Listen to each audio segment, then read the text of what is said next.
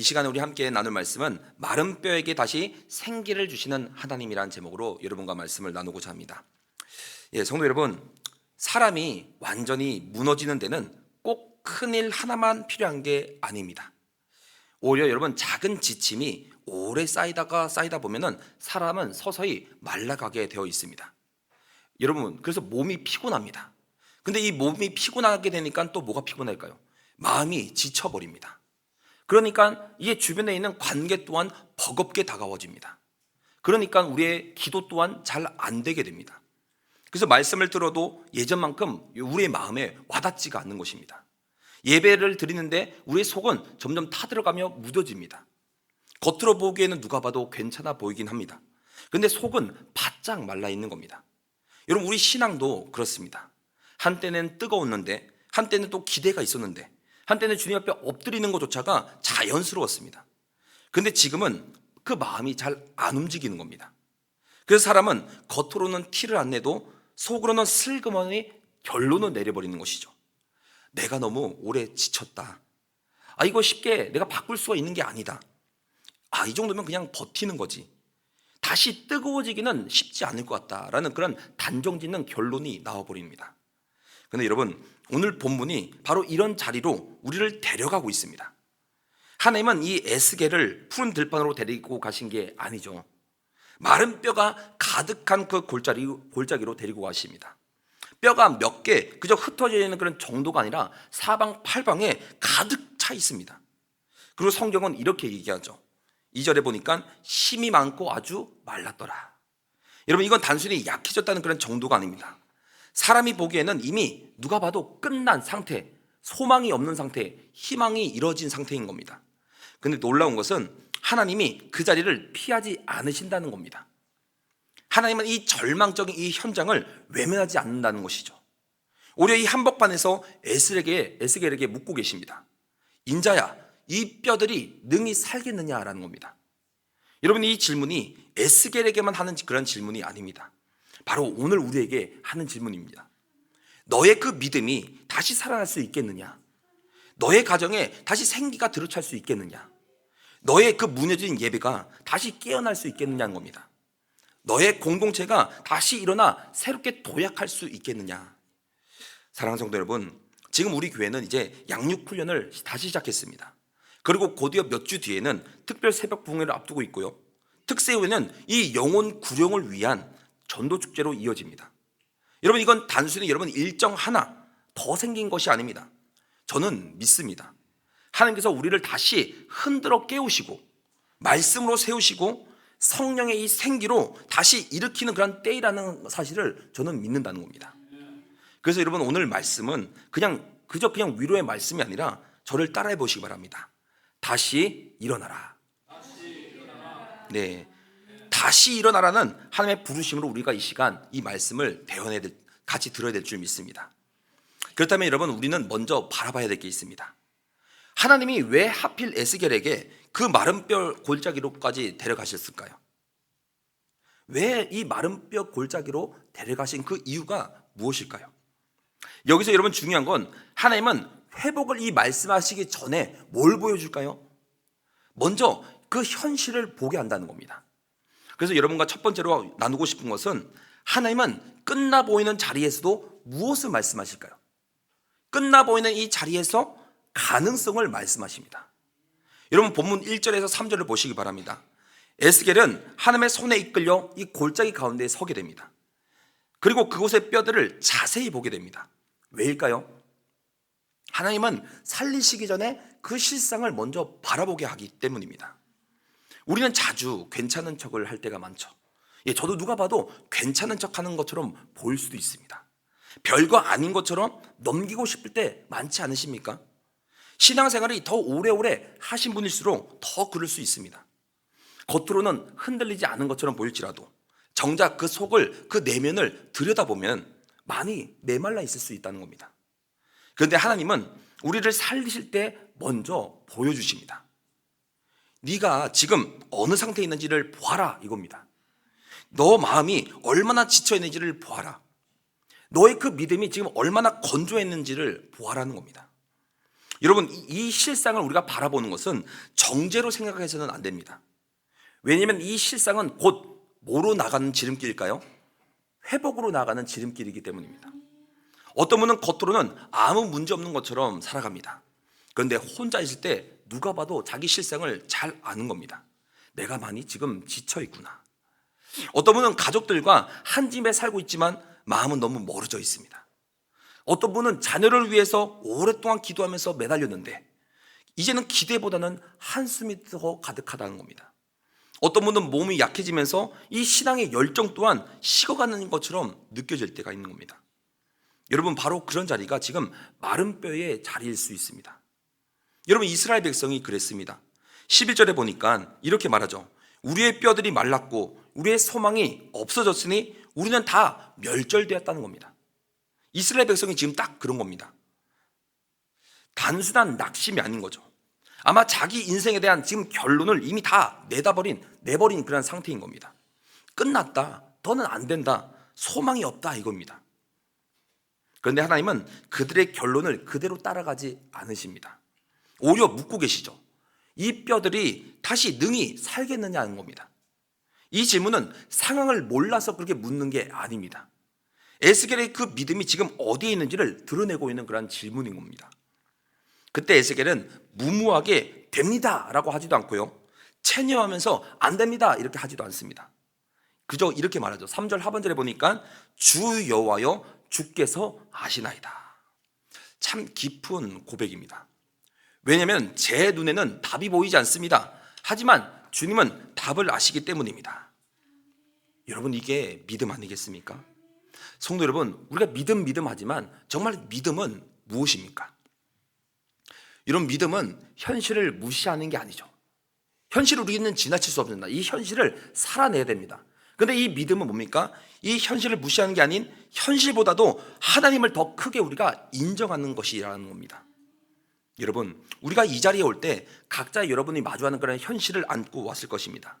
몸의 문제도 있을 것이고, 가정의 문제도 있을 것이고, 자녀의 문제 혹은 관계의 그런 무게도 있고, 식어버린 우리의 마음도 있을 수 있습니다. 그런데 하나님은 오늘 우리 가운데 말씀하고 있습니다. 네가 먼저 결론 내지 말라는 겁니다.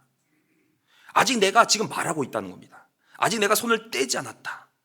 아직 내가 그 자리에서 일할 수 있다는 그 가능성을 우리에게 보여주고 계십니다.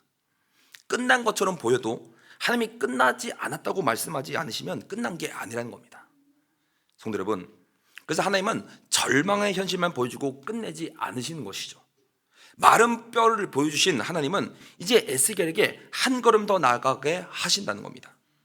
여러분, 어떤 걸, 무엇을 하게 하실까요? 바로 이 죽은 자리에서 말씀하게 하십니다. 그래서 두 번째로 무엇을 말씀하시냐? 하나님은 마른 뼈 앞에서 순종하는 사람을 통해서 일하신다는 겁니다. 이제 하나님은 에스겔에게 아주 이상하고도 독특한 명령을 하십니다.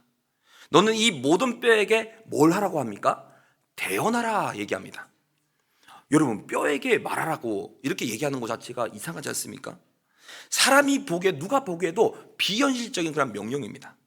듣는 귀도 없을 뿐더러 반응할 힘도 없는 그 죽은 뼈들을 향해서 대언하라니, 하나님께서 이 말씀을 대언하라고 선포하시니 얼마나 어처구니가 없겠습니까? 근데 바로 여기에 회복의 비밀이 담겨 있다는 겁니다. 하나님은 에스겔에게 뼈를 고치라고 말하지도 않습니다. 뼈를 끌어모으라고 얘기하고 있지 않습니다. 살릴 능력을 네가 만들어내라고 하지 않으십니다. 오직 하나, 뭡니까? 말씀을 대언하라는 겁니다. 이 말씀은 뭐냐고 하냐면 회복의 주도권은 누구에게 있습니까? 사람에게 있지 않다는 겁니다. 하나님께서 살리시되 순종하는 그 사람을 통해서 일하신다는 약속인 겁니다. 성도 여러분, 우리는 자꾸 결과를 먼저 내다보려고 합니다.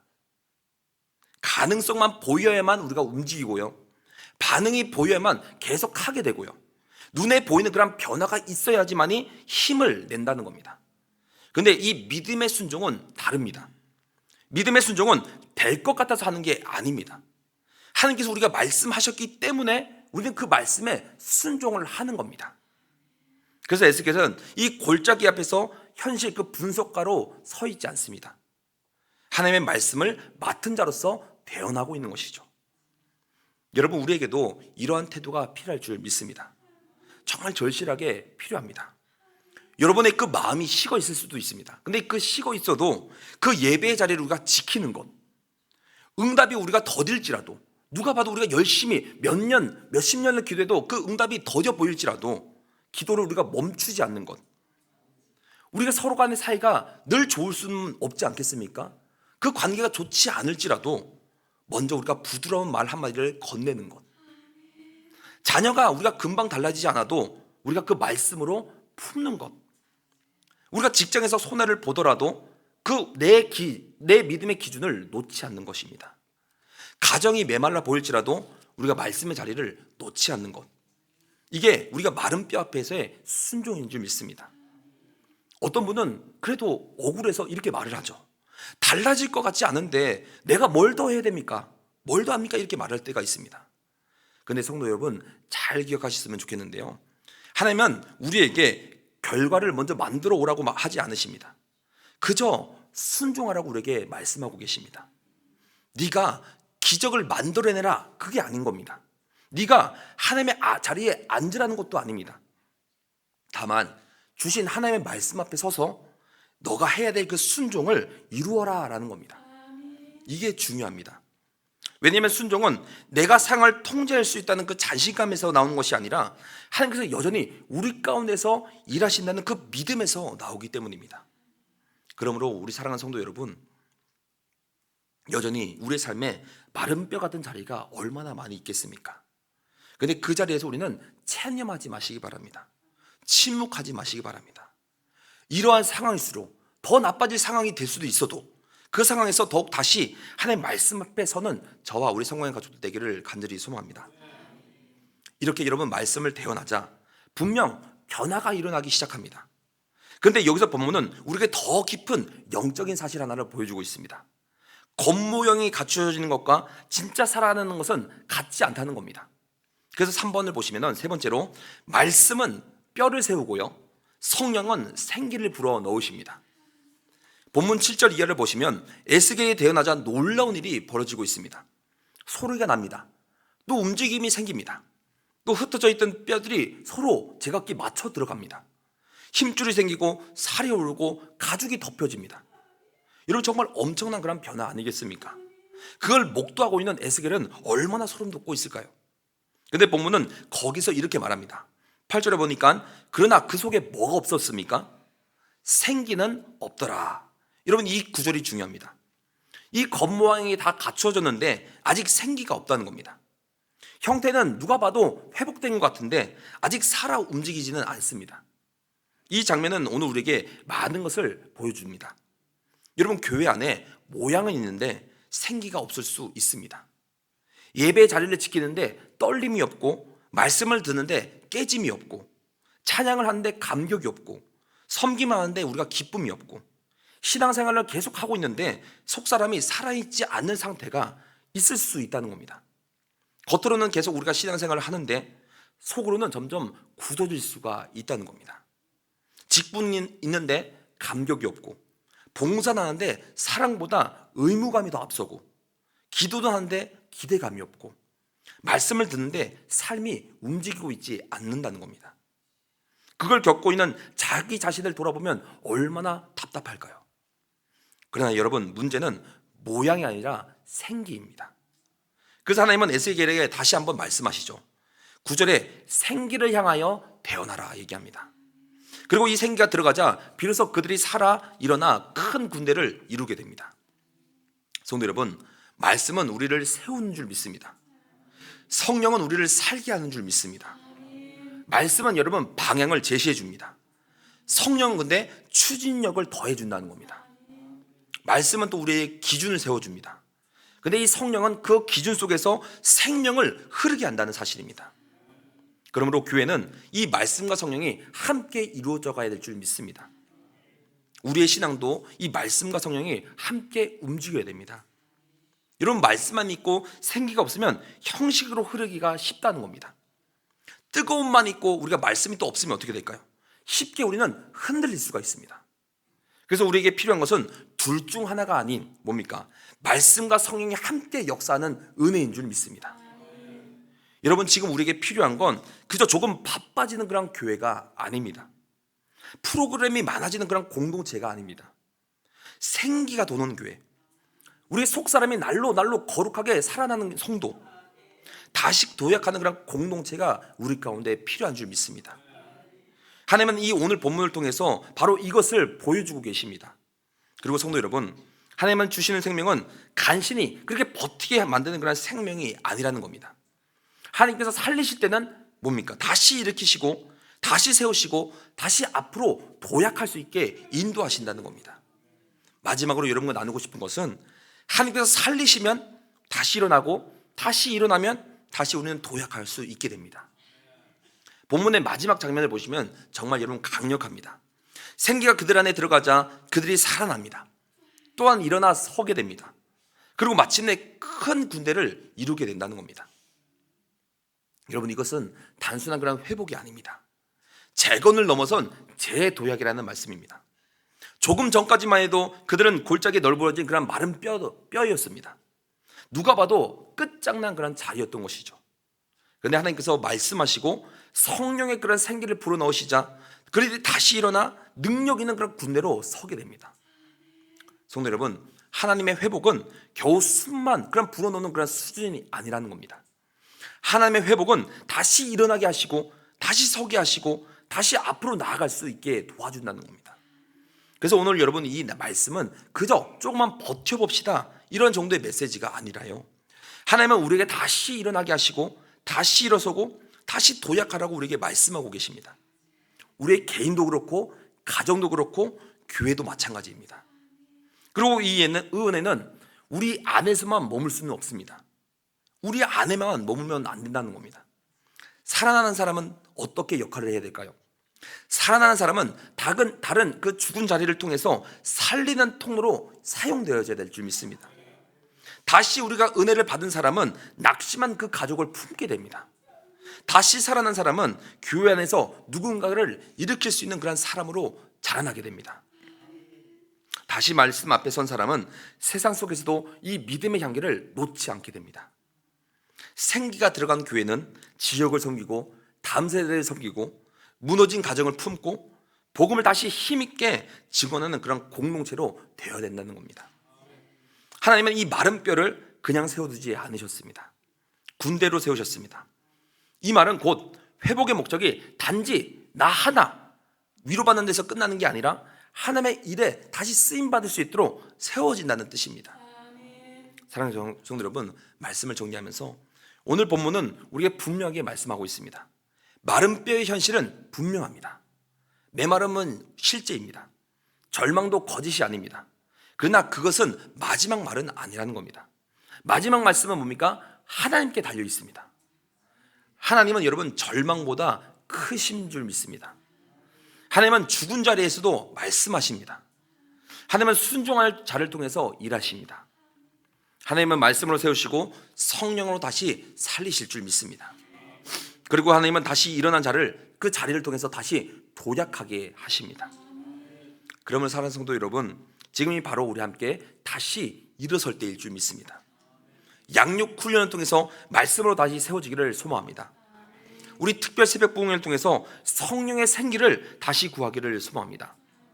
또 전도 축제를 통해서 나뿐만 아니라 나를 사랑하는 그 자들 살리는 여러분 되시기를 축복합니다. 그래서 여러분, 익숙함에 머물지 마시기 바랍니다. 영적 무기력에 눌려있지 마시기 바랍니다. 또한 나는 원래 그저 이 정도야 이렇게 체념에 머물지 마시기 바랍니다. 하나님은 이 마른 뼈를 향해서 여전히 우리에게 말씀하고 계십니다. 그리고 그 말씀이 임할 때 죽은 자리에서도 생기가 다시 돌게 되고 또 생기가 돌면 다시 일어설 수 있게 되고 다시 일어나면 하나님은 그 삶을 통해서 다시 힘있게 우리를 사용하게 될 줄 믿습니다.